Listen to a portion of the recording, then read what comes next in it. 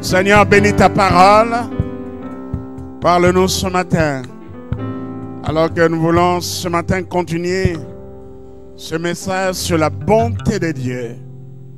Oh, je prie pour que cet enseignement donne d'abord gloire à ton nom et édifie ton peuple. Au nom de Jésus-Christ, notre Sauveur et Seigneur, nous avons ainsi prié, nous disons Amen. Alléluia.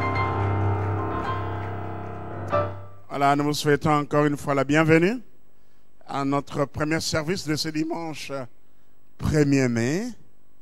C'est une date spéciale. Hein? C'est international, sur le plan international, c'est la fête du travail. Amen.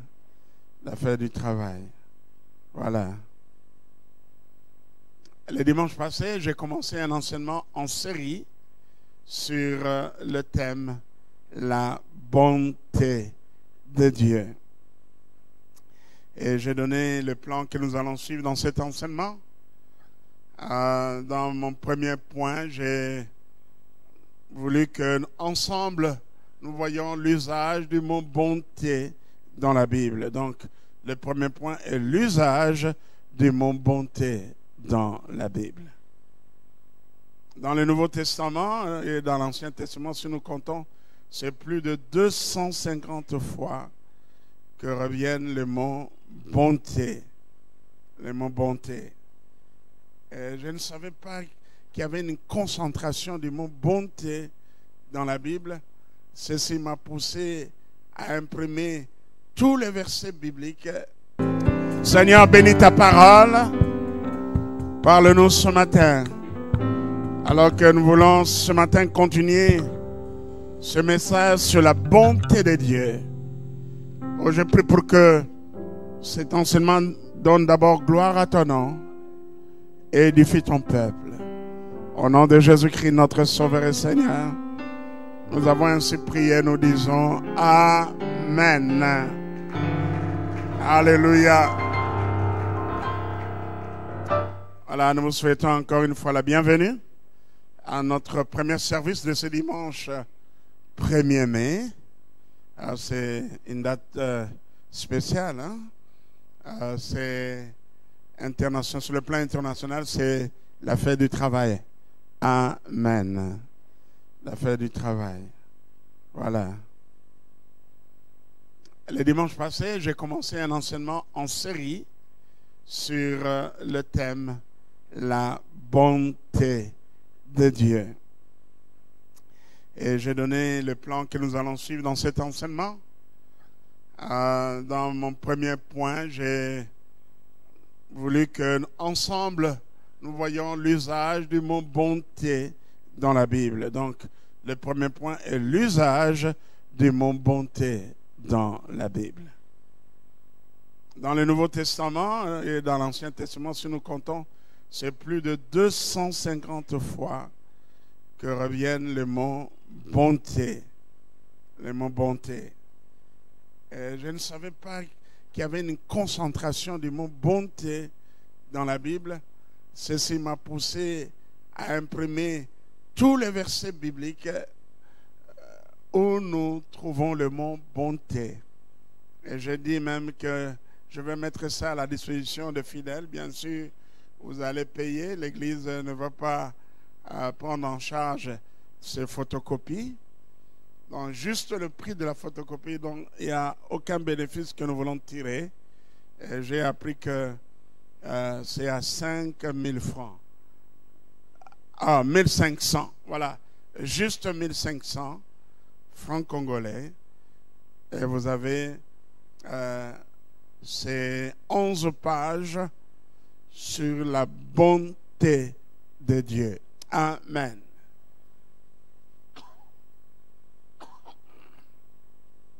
Et qui a pu s'en procurer? Je vais voir qui a pu s'en procurer. Ah, il n'y a pas de gens. Je vois 3 mains, mais il fallait passer le mercredi, déjà c'est le dimanche. J'avais déjà dit que le mardi, ça sera prêt. Je crois que notre secrétaire a imprimé cela. le mercredi. Et hier, je lui ai demandé d'imprimer une 50aine de copies. Quoique l'ordinateur, avec ses caprices, l'a beaucoup dérangé. Mais on ne va pas commencer à vous distribuer ça maintenant. Amen. À la fin du culte, veuillez passer à notre kiosque pour avoir ça. C'est magnifique. Et lisez, relisez, méditez. Et vous m'avez vu en train de lire encore. Je les lis plusieurs fois. Et je prends note. Et je mets des annotations à côté. Par exemple, ça c'est on parle du salut, on parle de délivrance et on parle de l'élévation, comme le psaume 18, verset 36. Tu me donnes le bouclier de ton salut, ta droite me soutient et je deviens grand par ta bonté. Amen. Alors, dans mes notes ici, j'ai parlé de l'élévation. Je deviens grand par ta bonté. Si vous avez une promotion, c'est la manifestation de la bonté de Dieu. Amen. Si vous avez du succès dans telle ou telle affaire, c'est la manifestation de la bonté de Dieu. Amen. C'est la bonté de Dieu. Et nous verrons, bon, je ne sais pas si on aura le temps de commencer le troisième point. Je reviens dans ce que je disais. Le premier point, c'est l'usage du mot bonté dans la Bible. Le deuxième point, nous allons voir la signification du mot bonté. Amen. Et notre troisième point, nous allons voir les manifestations de la bonté de Dieu. Et dans quel domaine, comment Dieu témoigne sa bonté dans la vie de ses enfants, même de païens. Et à la bonté de Dieu, cette disposition à faire du bien à autrui. Alléluia. À faire du bien à l'autre, c'est ça la bonté, nous l'avons défini. Et notre quatrième point, nous allons voir l'attitude du croyant face à la bonté de Dieu. Et qu'est-ce que le croyant doit faire devant la bonté de Dieu? Et je crois que nous verrons la première attitude où nous allons d'abord être reconnaissants en Dieu et le louer et l'adorer. Amen. Le louer et l'adorer. Je crois que tout à l'heure, je viens de lire un verset où il est dit, psaume 18, verset 36, « Tu me donnes le bouclier de ton salut, ta droite me soutient, et je deviens grand par ta bonté. » Amen. Voilà. Je crois que nous avons surtout lu une bonne partie de l'usage de ce mot dans l'Ancien Testament. Nous n'allons pas continuer cela. Voilà pourquoi je vous ai renvoyé. Mais je suis un peu étonné ou peut-être un peu déçu que beaucoup ne sont pas, peut-être, ils n'ont pas ça. Mais prenez ça, c'est juste 1500. Et lisez et relisez. Et vous-même prenez des notes à côté. Là, le verset qui vous touche, et dans quel domaine le mot bonté est utilisé dans ces différents versets. Alors que ma secrétaire m'écoute alors que je parle, s'il peut encore, alors qu'il est dans son bureau, il peut imprimer encore, et voilà, tout en ayant ses oreilles ici. Amen. Tout en ayant ses oreilles ici. Et, par exemple, dans le psaume 143, verset 12, psaume 143, verset 12, « Dans ta bonté, anéantis mes ennemis, et fais périr tous les oppresseurs de mon âme, car je suis ton serviteur. » Voilà, ici, moi, j'ai noté délivrance. C'est un des versets que je vais donner pour parler de la manifestation. Une des manifestations de la bonté de Dieu, c'est la délivrance qu'il nous accorde face à l'ennemi. Amen. Et le psaume 147, verset 11. Psaume 147, verset 11. « L'Éternel aime ceux qui le craignent, ceux qui espèrent en sa bonté. » Amen. Amen.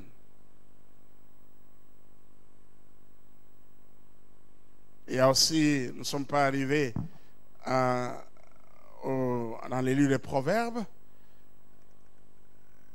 dans les Proverbes 20, verset 28, il est dit, Proverbes 20, verset 28, il y a beaucoup de passages dans Proverbes, quelques passages où nous voyons le mot bonté être repris. Par exemple, Proverbe 3, verset 3, un verset intéressant. Proverbe 3, verset 3, il est dit, dans que la bonté et la fidélité ne t'abandonnent pas. Lis-les à ton cou, écris-les sur le tableau de ton cœur. Amen. Nous avons, comment on a appelé bonté et fidélité? Comment je les ai qualifiés? Ils sont de sœurs jumelles, sont de jumelles. Bon, je dis de sœurs parce qu'il y a l'article féminin. La bonté et la fidélité sont des jumelles. Hein? Il y a beaucoup de passages où nous voyons le mot bonté et fidélité ensemble. Oui, que la bonté et la fidélité ne t'abandonnent pas. Lis-les à ton cou, écris-les sur le tableau de ton cœur. Proverbe 14, 22. Ceux qui méditent le mal ne s'égarent-ils pas? Mais ceux qui méditent le bien agissent avec bonté et fidélité. Encore un autre, le couple apparaître ici. Ceux qui méditent le mal ne s'égarent-ils pas? Mais ceux qui méditent le bien agissent avec bonté et fidélité. Proverbe 16, verset 6. Par la bonté et la fidélité, on espie l'iniquité. Et par la crainte de l'Éternel, on se détourne du mal. Proverbe 19, verset 22. Ce qui fait le charme d'un homme, c'est sa bonté. Et mieux vaut un pauvre qu'un menteur. Amen. Amen. Ce qui fait le charme d'un homme, c'est sa bonté. Cette disposition à faire du bien à autrui. Amen. Proverbe 20, verset 6. Proverbe 20, verset 6. Beaucoup de gens proclament leur bonté, mais un homme fidèle, qui les trouvera? Alléluia. Voilà encore ce couple où ces jumelles apparaîtront ici. Beaucoup de gens proclament leur bonté, mais un homme fidèle, qui les trouvera? Proverbe 20, verset 28. La bonté et la fidélité gardent le roi, et il soutient son trône par la bonté. La bonté et la fidélité gardent le roi, et il soutient son trône par la bonté. Amen. Vous savez, lorsqu'on a un roi qui est bon, un chef d'État qui est bon, qui fait du bien et qui est fidèle, c'est-à-dire fidélité, c'est de réaliser ce qu'on promet. Eh bien, il affermit, son trône sera affermi. La population l'aimera. Elle le regardera comme un homme de bien. Amen. Lorsqu'on promet, il faut accomplir. Et celui qui a cette vertu-là d'accomplir ce qu'il promet, c'est celui-là qui est fidèle. Amen. Magnifique. La bonté et la fidélité gardent le roi. Elle soutient son trône par la bonté.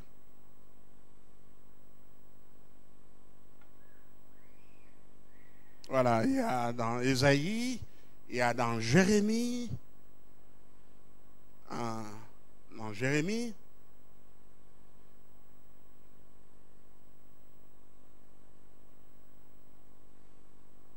Jérémie, par exemple, verset 9, verset 24.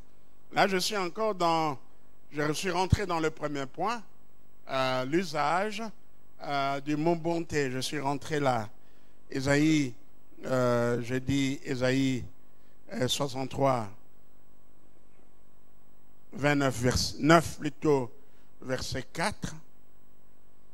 Plutôt Jérémie.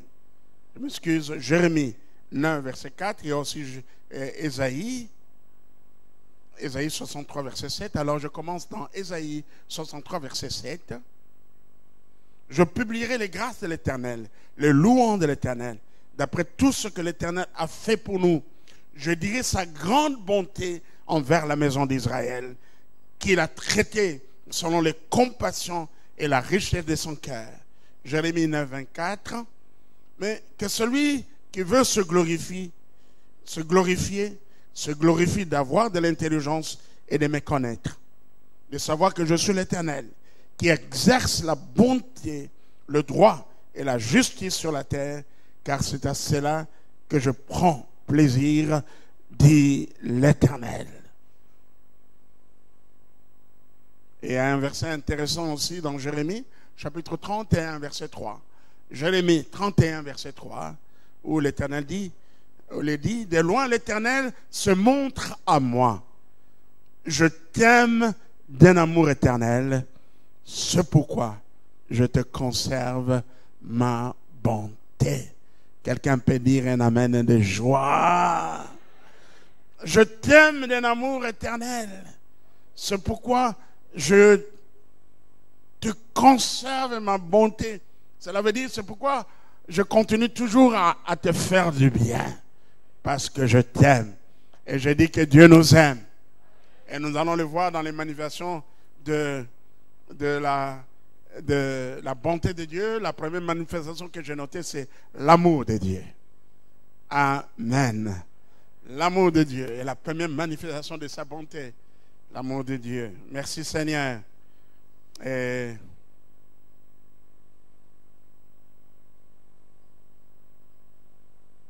aussi Lamentation, vous connaissez déjà, on a lu ça. Lamentation chapitre 3 à partir du verset 19 jusqu'à 25. Le verset 25 dit, l'Éternel a de la bonté pour qui espère en lui, pour l'âme qui le cherche. Vous connaissez aussi ce verset qui nous dit que la bonté de l'Éternel, ses compassions ne sont point épuisées. Eh bien, elles se renouvellent chaque matin. Amen. Eh bien, nous avons une provision infinie ce matin de la bonté de Dieu et de sa compassion ou ses compassions. Amen.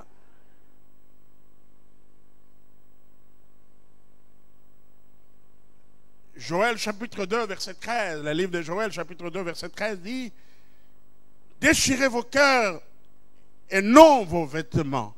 Déchirez vos cœurs et non vos vêtements. Et revenez à l'Éternel, votre Dieu, car il est compatissant et miséricordieux, lent à la colère et riche en bonté, et il se répand des mots qu'il envoie. Amen. Ces versets, nous allons les citer lorsqu'on va parler d'une manifestation de la volonté de Dieu, qui est le pardon. Alléluia.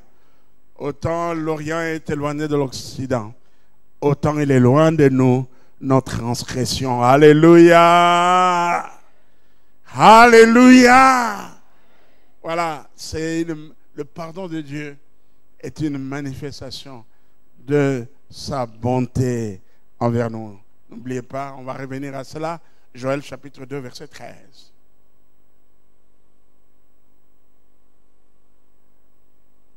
C'est intéressant ce verset encore dans le livre de Jonas. Vous savez la mission que Jonas avait d'aller à Ninive et de prêcher, de leur demander de se repentir parce que Dieu allait juger cette nation. Ce peuple se repentit et alors Jonas voulait qu'il punisse ce peuple pour tout le mal qu'ils ont fait aux enfants d'Israël. Mais le cœur de Dieu n'est pas comme notre cœur. Le cœur des hommes sont méchants. Amen. Le cœur de l'homme est méchant. L'homme veut se venger. Alors il voulait que ce peuple soit puni. Hein? Comme nous serons surpris des gens qui nous ont fait du mal, qui vous ont fait du mal. Eh bien, si vous étiez Dieu, vous allez leur dire, bon, allez en enfer. Si l'occasion vous était donnée de dire quel châtiment vous voulez que on puisse infliger à cet homme, qu'il aille en enfer. Alors Jonas était très mécontent lorsque Dieu a pardonné son peuple. Nous lisons dans Jonas 4 verset 2. Il implora l'Éternel et dit, ô Éternel, n'est-ce pas ce que je disais quand j'étais encore dans mon pays? C'est ce que je voulais prévenir en fouillant à Tarsis. Car je savais que tu es un Dieu compatissant et miséricordieux, lent à la colère et riche en bonté, et qui te repent du mal. Alléluia. Eh bien, notre Dieu est lent à la colère, compatissant, miséricordieux, riche en bonté. Est-ce qu'on peut dire un amen de joie? Je savais, alléluia, même le plus méchant des hommes, lorsqu'à la dernière minute de sa vie, il se tourne vers Dieu, il dit: Dieu, pardonne-moi, je confesse mes péchés, j'ai tué, j'ai massacré des gens, j'ai mangé la chair humaine. Seigneur, pardonne-moi, je suis un pécheur. Même à la dernière seconde, Dieu lui accordera son pardon, si c'est un pardon sincère. Nous avons un exemple de ce brigand à la croix. Il a dit à Jésus: souviens-toi de moi. Alléluia. Quand tu reviendras, il dit: je te l'ai dit aujourd'hui, tu seras avec moi dans le paradis. Alléluia. Voilà pourquoi nous qui avons accepté l'évangile de Jésus, nous qui croyons à Jésus, continuons à marcher dans la justice, continuons à marcher dans la foi. Si à la dernière minute de ta vie tu rentres au monde, eh bien tu iras en enfer. Amen. Amen. Voilà, que le Seigneur nous trouve dans la foi.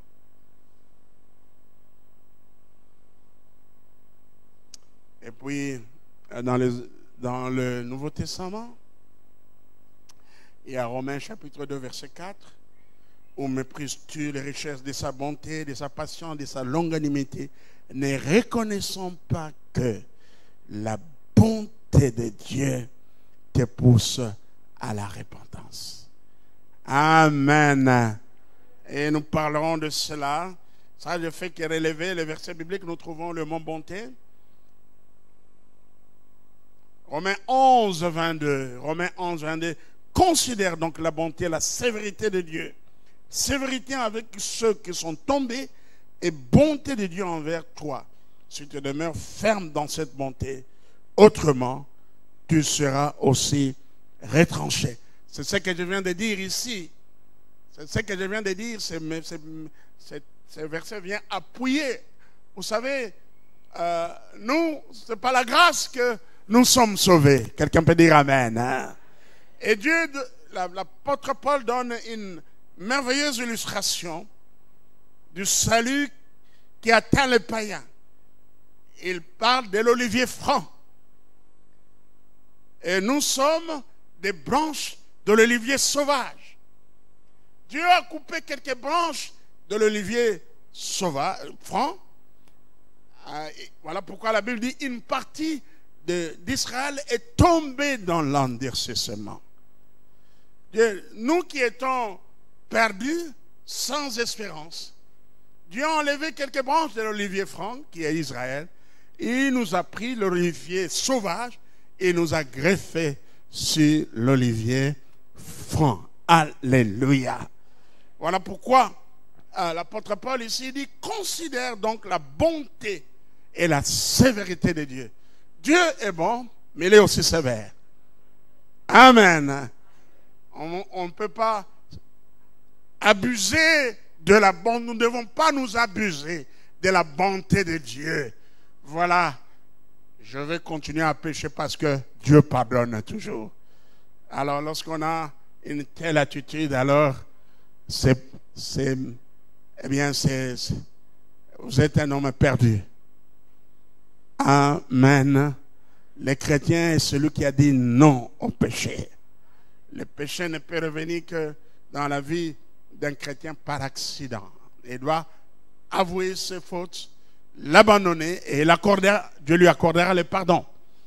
Donc, dit donc, Dieu est bon, alors je continue à pécher, à mener ma vie, et il pardonnera. Là, détrompez-vous. Il y a aussi la sévérité de Dieu. Voilà pourquoi Paul dit: considère donc la bonté et la sévérité de Dieu.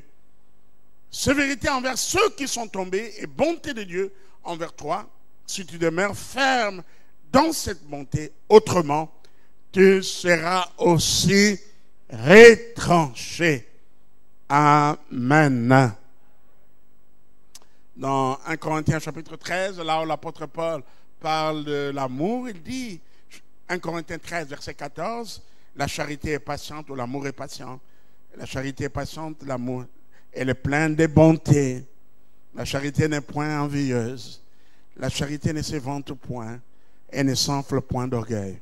Voilà pourquoi un peu plus loin, lorsque je vais revenir dans l'enseignement, dans la deuxième partie, la signification du mot bonté, nous allons voir que la bonté est, si vous voulez, une expression de l'amour de Dieu, une facette de l'amour.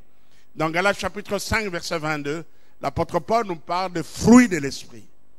Oh, le fruit de l'esprit, c'est l'amour, la joie, la paix, la bonté, la bienveillance. Il nous parle des fruits de l'esprit. Amen. Nous avons fait, il y a quelques années en arrière, une étude biblique sur le fruit de l'esprit. Nous avons vu qu'il y a deux manières de considérer ce que l'apôtre Paul dit. On peut le regarder comme un seul fruit qui est l'amour, mais avec ses différentes composantes. On peut dire que la bonté est une composante de l'amour. Alléluia. Et à partir de ce que l'apôtre Paul dit ici. Tout comme, voilà, nous avons des fruits en forme de grappes. Nous avons les raisins, nous avons la banane, nous avons le noix de palmier. C'est, voilà, en forme de grappe. Hein? Et c'est plusieurs fruits attachés ensemble. Et c'est une première manière de regarder le fruit de l'esprit. Parce qu'il n'a pas mis ça au pluriel, il dit le fruit de l'esprit. Mais il cite plusieurs choses. Et en seconde interprétation, c'est de les considérer séparément. Amen. Voilà. Et Galates chapitre 5, verset 22, mais le fruit de l'esprit, c'est l'amour, la joie, la paix, la patience, la bonté, la bénignité, la fidélité.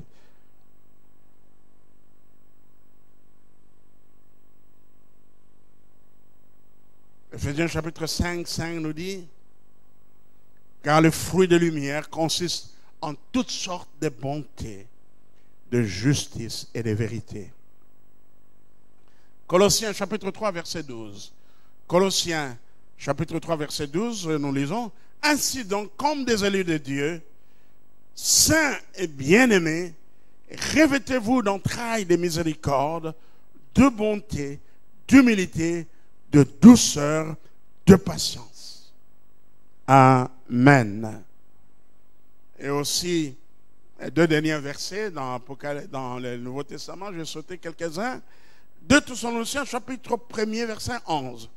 2 Thessaloniciens chapitre 1er verset 11, il dit, c'est pourquoi ainsi nous prions continuellement pour vous, afin que notre Dieu vous juge digne de la vocation et qu'il accomplisse par sa puissance tous les desseins bienveillants de sa bonté et l'œuvre de votre foi. Et nous avons Tite chapitre 3 verset 4 qui nous dit, mais lorsque la bonté de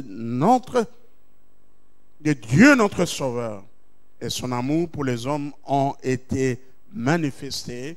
Alors là, je dois courir vite, ouvrir les pages de ma Bible, parce que là, c'est juste la partie où il y a le mot bonté. Tite chapitre 3 verset 4. L'épître de Paul à Tite, chapitre 3, verset 4, je vais lire, alors, pour avoir une bonne idée, je vais commencer à partir du verset 3e. Car nous aussi, nous étions autrefois insensés, désobéissants, égarés, asservis à toute espèce de convoitise et de volupté, vivant dans la méchanceté et dans l'envie, digne d'être haïs. Et nous haïssons les uns les autres.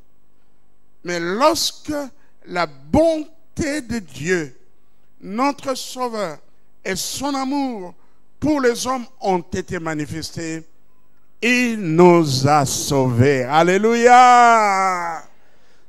Alléluia! Parmi les manifestations de l'esprit, j'ai noté aussi le salut. Et ça, c'est un verset qui vient soutenir ceci, cela. Mais lorsque la bonté de Dieu, notre Sauveur, et son amour pour les hommes ont été manifestés, il nous a sauvés, non à cause des œuvres de justice que nous ayons fait, mais selon sa miséricorde, par les baptêmes de la régénération et les renouvellements du Saint-Esprit qu'il a répandu sur nous, abondance par Jésus-Christ notre Sauveur, afin que, justifiés par sa grâce, nous devenions en espérance hérités de la vie éternelle. Alléluia. Amen. Amen. Est-ce qu'on peut dire un amen de joie? Un amen de joie. Dieu nous a sauvés par sa bonté et nous sommes sauvés. Merci Seigneur. Alléluia. Sa bonté vaut mieux que la vie. Car sa bonté vaut mieux que la vie. Car sa bonté vaut mieux que la vie. Mes lèvres célèbrent tes louanges, car sa bonté vaut mieux que la vie, car sa bonté vaut mieux que la vie, car sa bonté vaut mieux que la vie. Mes lèvres célèbrent ses louanges, car sa bonté vaut mieux que la vie. Nous venons de faire quoi? Nous venons de chanter. Vous savez, lorsque la voix sort, votre voix sort, porte de la bouche, c'est une manifestation de la bonté de Dieu. Il y a des gens qui ont fait l'AVC, qui ont perdu le langage. Amen. Nous avons eu un exemple d'un frère bien-aimé qui nous a quittés. Il a fait l'AVC et il ne savait plus parler. Nous tous, nous avons quitté nos maisons pour venir jusqu'ici. Alors regardez cela comme la manifestation de la bonté de Dieu. Si vous avez à manger, maman, si vous avez à manger, même si c'est les pondous, les matembele, amen. C'est la bonté de Dieu. Et rendez grâce à Dieu. Amen. Nous avons marché jusqu'ici, c'est la bonté de Dieu. Frère, lui et mamie, vos 12 ans, c'est à cause de la bonté de Dieu. Il y a de quoi louer Dieu pour tout ce qu'il fait à notre faveur. Alléluia. Il y a de quoi bénir notre Dieu. C'est à cause de sa bonté. Il ne cesse de faire du bien à ses enfants.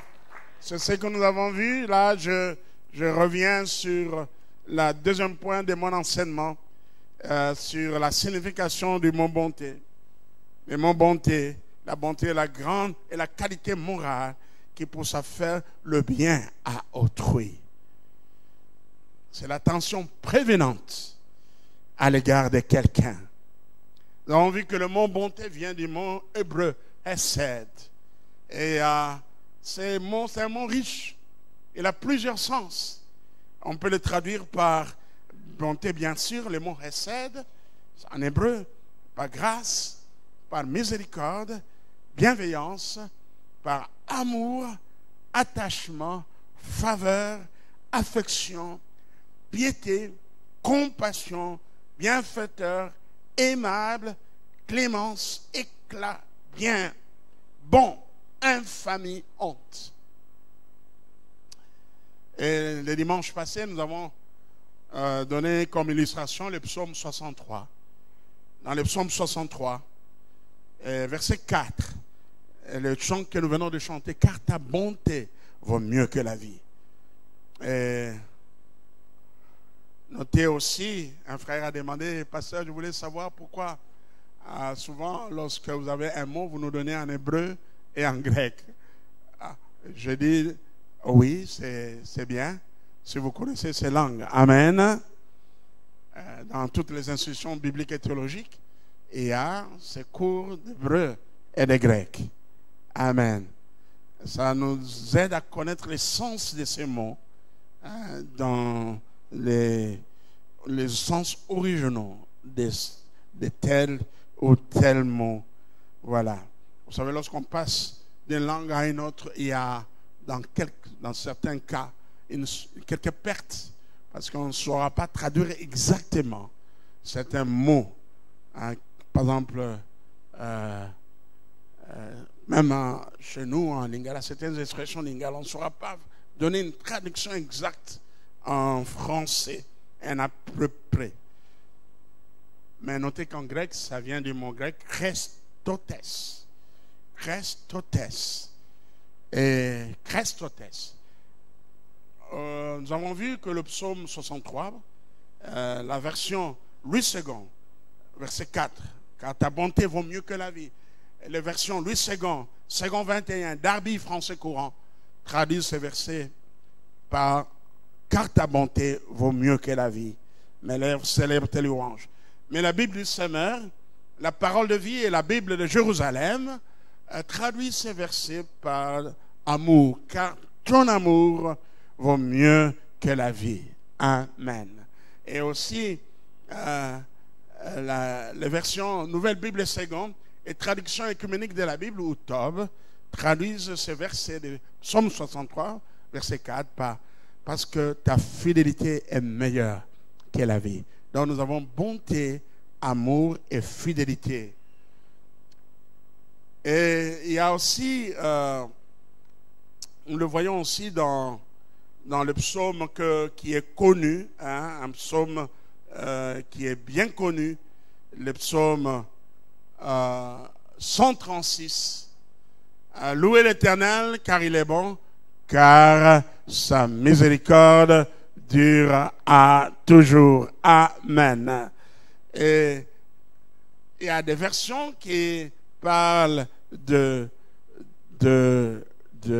miséricorde, mais il y a d'autres versions qui traduisent ça comme amour, et d'autres comme fidélité. Amen. Fidélité, et d'autres traduisent comme bonté, comme la version Darby traduit ces versets par bonté, et la version Nouvelle Bible Seconde. Louez l'Éternel. Prenons nos Bibles et notez que il y a 26 versets dans ces psaumes, et dans chaque verset, le mot miséricorde, ou selon certaines versions, amour, ou bonté, ou fidélité, eh bien, reviennent. Nous sommes dans le psaume 136. Psaume 136.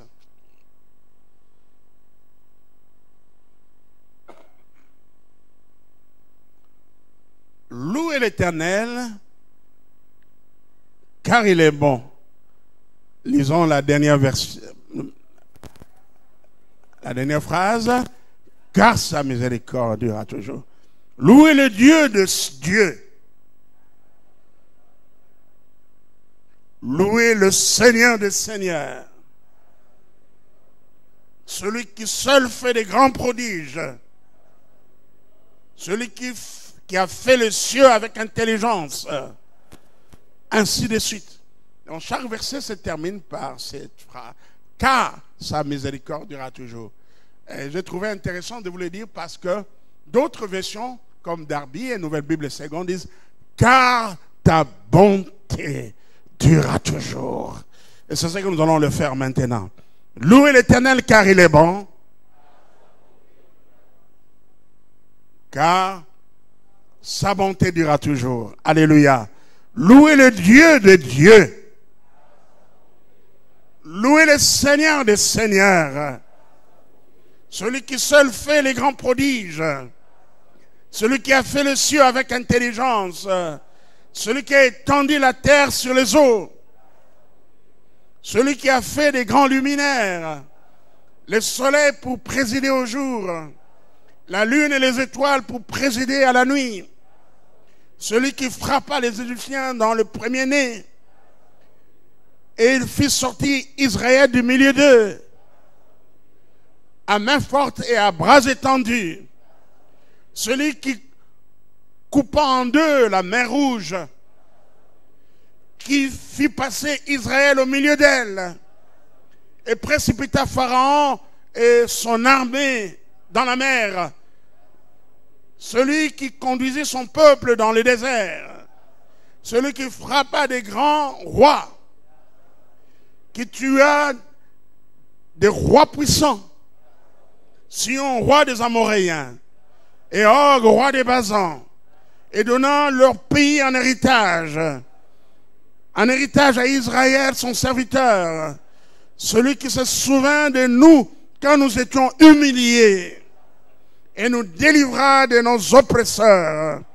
Celui qui donna la nourriture à toute chair, qui donne la nourriture à toute chair. Louez le Dieu de Dieu. Est-ce qu'on peut acclamer très fort et pousser des cris de joie? Sa miséricorde durera toujours, sa bonté dure à toujours. Alléluia. Dans ces psaumes, nous allons tirer quelques manifestations de la bonté de Dieu, comme la délivrance, comme le fait de pouvoir, de nous donner à manger et à boire. Celui qui donne la nourriture chaque jour, car sa bonté durera toujours. Et nous avons dit que la Bible, la bonté s'applique essentiellement à Dieu. Bien sûr, il y a quelques passages où on dit « Traite-moi selon ta bonté. Use envers moi de bonté. » Ou quelqu'un qui l'implore. La bonté auprès d'un roi, auprès d'une autre personne. Et vous allez voir ça dans ce texte. Mais en tout cas, plus de 90%, je dirais même 98% d'usage de mon bonté s'applique essentiellement à Dieu. Dieu est bon parce qu'il est un être moralement parfait et généreux. Amen. Notre Dieu est bon parce qu'il est un être moralement parfait et généreux. Et nous voyons le Dieu, la bonté de Dieu dans ce que Dieu est, dans son être, dans son essence. Il est bon. Nous voyons la bonté de Dieu dans ce qu'il fait, dans ce qu'il crée, dans ce qu'il ordonne, dans ce qu'il donne, dans ce qu'il approuve chez l'homme. Amen. Comme le psaume 100 au verset 5 qui dit « Louez car l'Éternel est bon, sa bonté durera toujours et sa fidélité de génération en génération. » Mais si nous lisons les 5 premiers versets, d'ailleurs ce psaume n'a que 5 versets, le psaume 100. Prenons nos Bibles, nous allons lire cela, c'est magnifique. Eh bien, si nous louons l'Éternel, une des raisons pour lesquelles nous devons louer Dieu, c'est car sa bonté durera toujours. Je dis qu'une des raisons pour lesquelles nous devons louer Dieu est que sa bonté durera toujours. Que celui qui a compris puisse dire un amen de joie. Nous le louons parce que sa bonté envers nous se manifeste de jour en jour. Dieu est bon envers nous. Lorsque le matin, vous avez le temps de vous lever de votre lit, dites, Seigneur, je te loue pour ta bonté. Parce que vous avez malamu ponanga. Alléluia. Nous avons malamu ponanga. Et j'aime ce chant qui dit, Ozamalamu, Ozamalamu.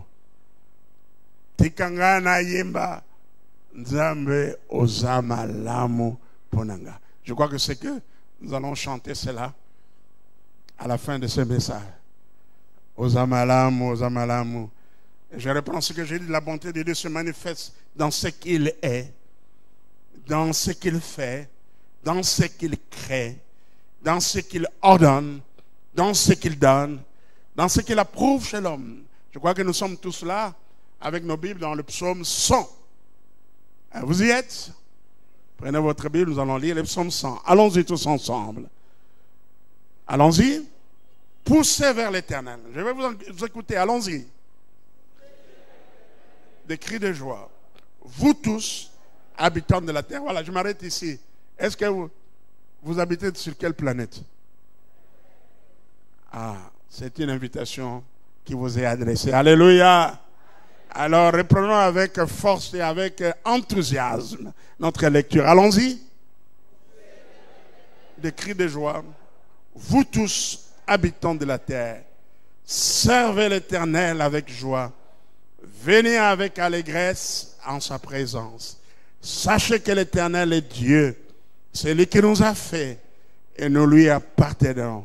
Nous sommes son peuple et le troupeau de son pâturage. Entrez dans ses portes avec des louanges, dans ses parvis avec des cantiques. Célébrez-le, bénissez son nom, car il est bon. Sa bonté dure toujours et sa fidélité de génération en génération. Amen. Alléluia. Oui, sa fidélité dure de génération en génération. Sa bonté dure toujours et sa fidélité de génération en génération. Encore une fois, nous voyons ces jumelles ensemble. Je voulais dire un mot sur la bonté et la bienveillance. Je dirais un mot sur la bonté et la bienveillance.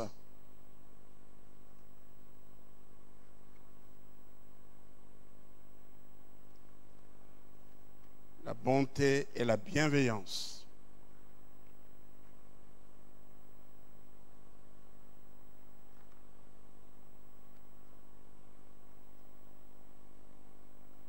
Alléluia. Voilà. La bonté et la bienveillance. Vous savez, ce sont des fruits de l'esprit qui sont étroitement liés et pour lesquels il est parfois difficile de les distinguer l'un de l'autre. Amen. Une personne bonne et aussi une personne gentille. La bienveillance. Donc, c'est ce sentiment d'avoir de la considération, d'être favorable à autrui. Cette disposition d'être favorable à autrui, c'est ça la bienveillance. Et souvent, il y a une formule lorsque on écrit une lettre formelle, je viens auprès de votre haute bienveillance. Parfois, ce sont des flatteries, même la personne n'est pas bienveillante. Mais parce que c'est une formule, eh bien, nous écrivons cela. Je viens auprès de votre haute bienveillance. Voilà. Alléluia. Nous le trouvons dans Galates chapitre 5, verset 22. Bonté et bienveillance. Et je dis que la bienveillance, c'est cette disposition d'être favorable à autrui. Être favorable à autrui. Ce sont des fruits si étroitement liés qu'il est parfois difficile de les distinguer l'un de l'autre. Une personne bonne est aussi gentille, n'est-ce pas?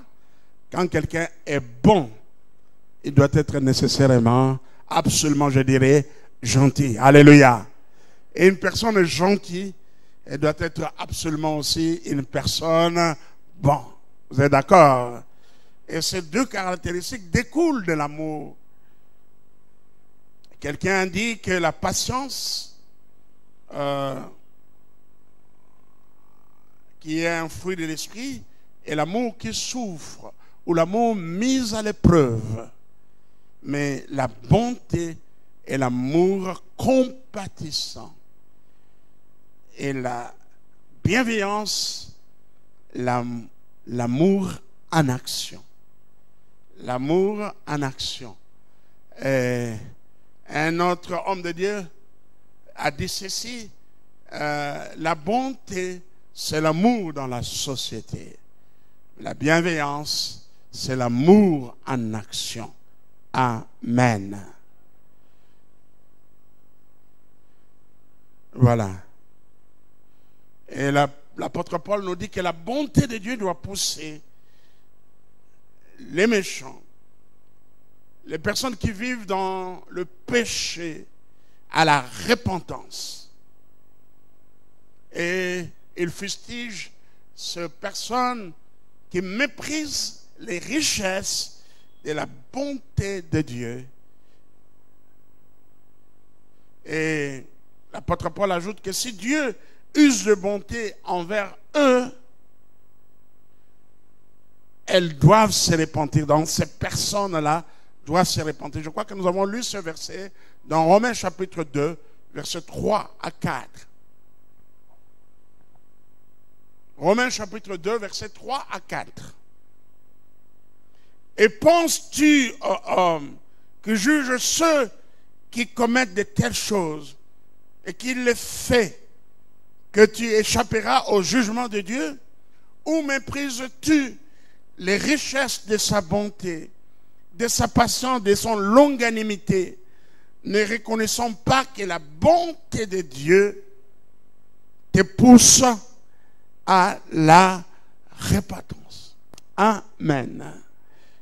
La bonté de Dieu doit me pousser, te pousser à la repentance. Eh bien, c'est à cause de la grâce. Nous sommes sous le temps de la grâce, mais ne méprisons pas la grâce de Dieu. Alléluia. Et comme le livre de Tite, chapitre 2, j'aime bien, c'est 2, chapitre 11.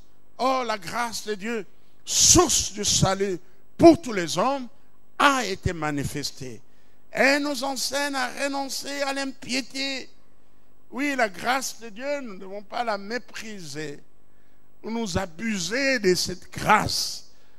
Oh, la grâce de Dieu, la bonté de Dieu doit nous pousser à un comportement digne d'un chrétien. Nous prenons nos Bibles et nous lisons dans Tite chapitre 2. L'épître de Paul à Tite, chapitre 2, verset 11. Car la grâce de Dieu, source de salut pour tous les hommes, a été manifestée.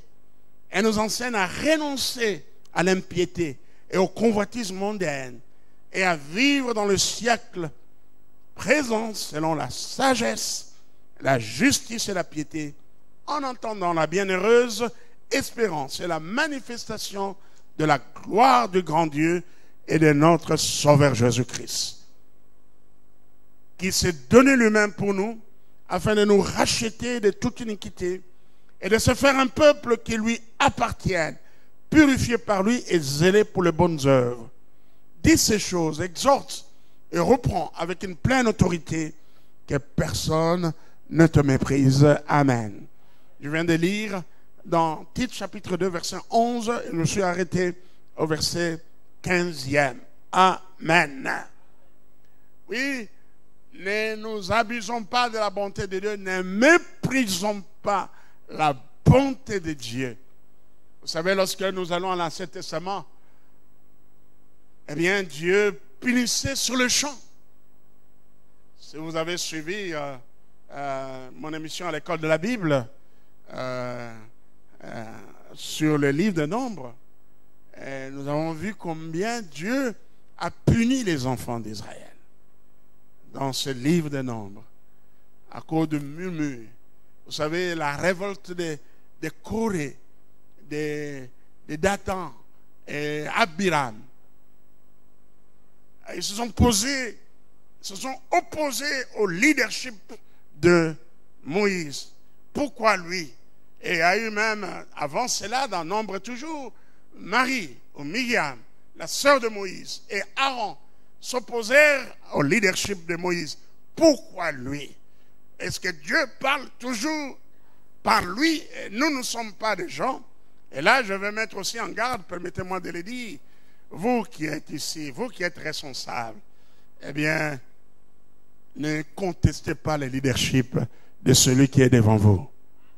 Amen.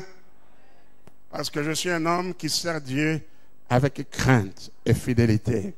Alors si vous entrez en contestation à moi, si vous devenez un ennemi du pasteur, vous devenez l'ennemi de celui qui m'a établi. Là, je vous dis franchement, alléluia.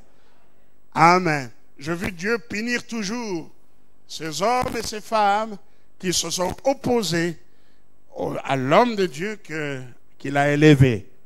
Et je le dis non seulement à moi, mais aussi dans vos départements. Peut-être il y a quelqu'un que Dieu a élevé dans votre département. Peut-être il ne parle pas bien le français. Moi, j'ai connu cela. Français n'est pas français n'est bien. Est responsable. Mais je vis la transformation que Dieu opère dans la vie des gens.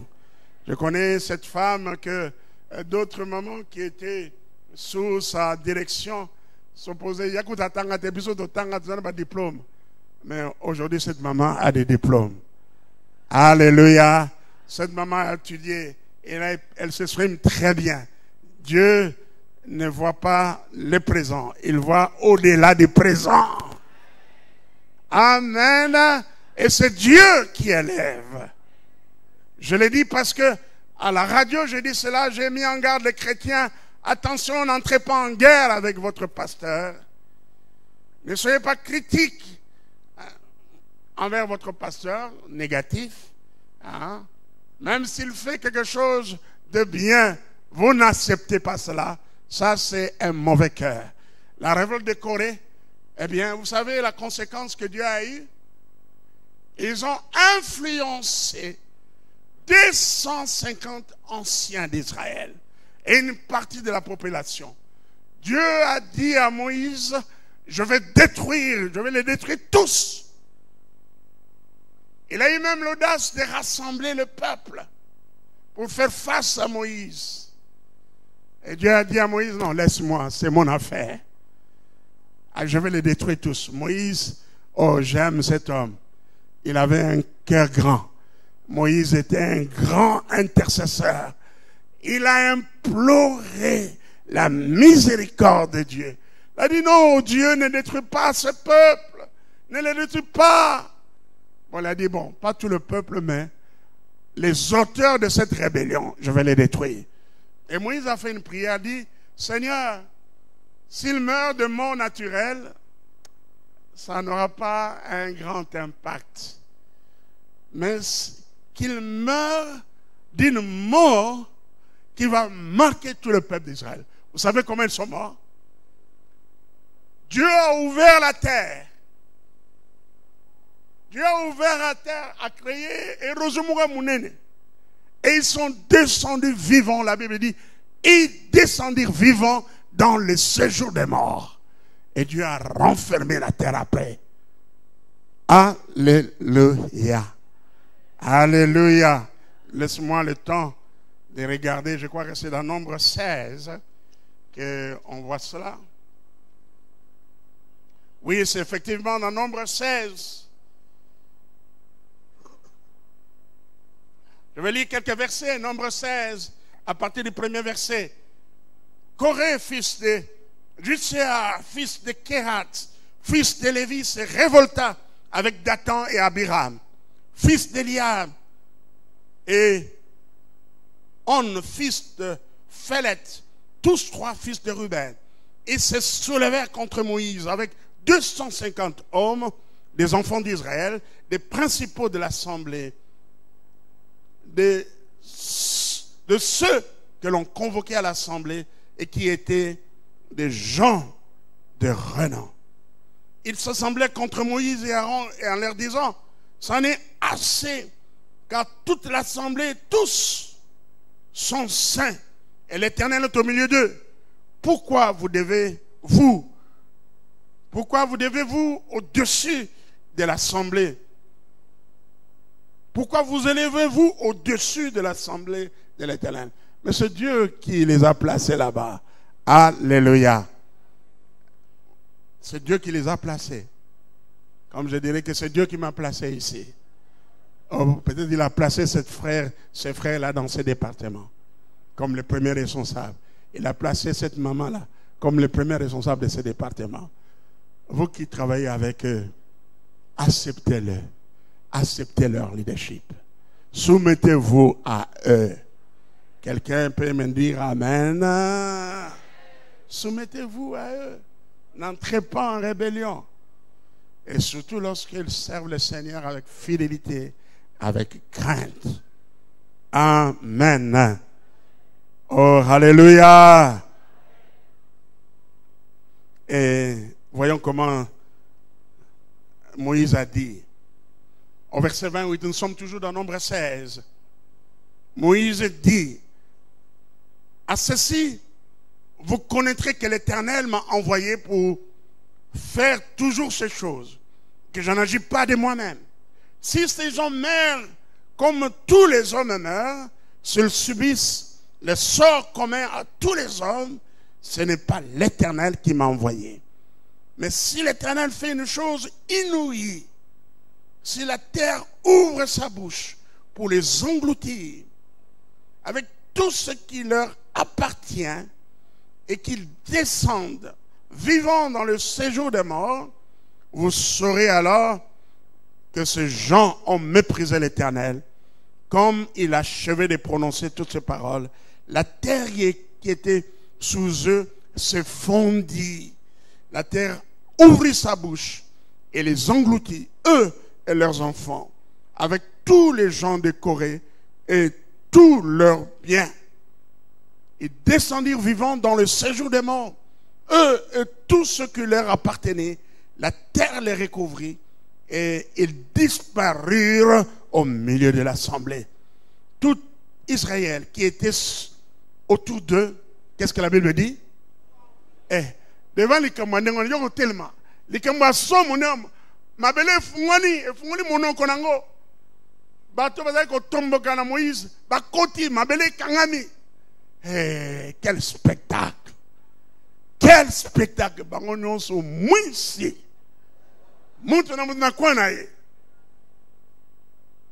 Alléluia. Et les autres, eh bien, ils furent brûlés. Au verset 38, on dit, avec les brasiers de ces gens qui ont péché au péril de leur vie, que l'on fasse des lames étendues dont on couvrira l'autel, puisqu'ils ont présenté devant l'Éternel ce qu'ils ont sanctifié. Non, au verset 35. Un feu sortit d'auprès de l'Éternel et consuma les 250 hommes qui offraient les parfums. Est-ce qu'on peut dire Amen, hein? Ne méprisons pas la bonté de Dieu. La bonté de Dieu nous pousse à la repentance. Et ayons du respect envers les hommes que Dieu a établis. Amen. Je suis pasteur ici, je suis obligé de vous le dire. Si je ne vous le dis pas, je n'accomplis pas ma mission. Amen. Amen. N'entrez pas en contestation avec les pasteurs. N'entrez pas en contestation avec les pasteurs, parce que Dieu vous punira sévèrement. Amen. Alléluia. Alléluia. Est-ce qu'on peut dire un amen et de joie? On zamba zamalamu.